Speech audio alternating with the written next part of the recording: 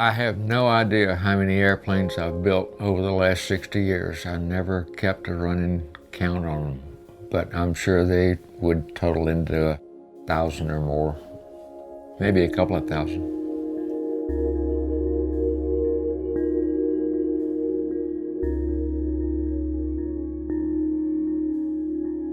With these hands, I can create something from raw materials. Something that's not only pleasing to look at, but it's dynamic, it's alive. It performs. There's something that takes place after you've been flying for a while. I've never been able to explain this, but everybody knows what I'm talking about. It's a way of focusing your attention. And that's a wonderful place where you can shut off the whole outside world.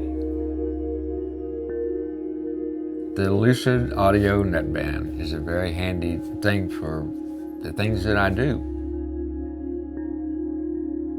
Amplification of ambient sound is very handy because we're listening very closely to the sound of the plane, especially for any change in the sound.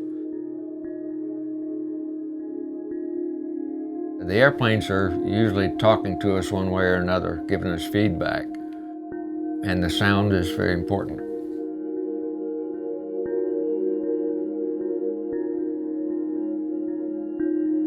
When I'm at the field, I can enjoy conversation with my friends and hear it clearly.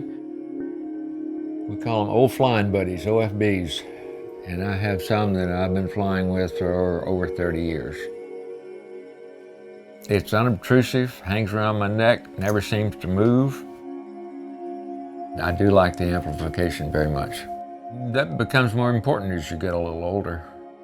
As long as my eyesight and reflexes are fast enough to be competitive with them, I know I'm not quite over that hill yet.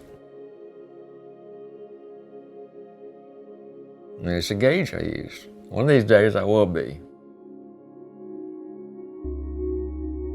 But not yet.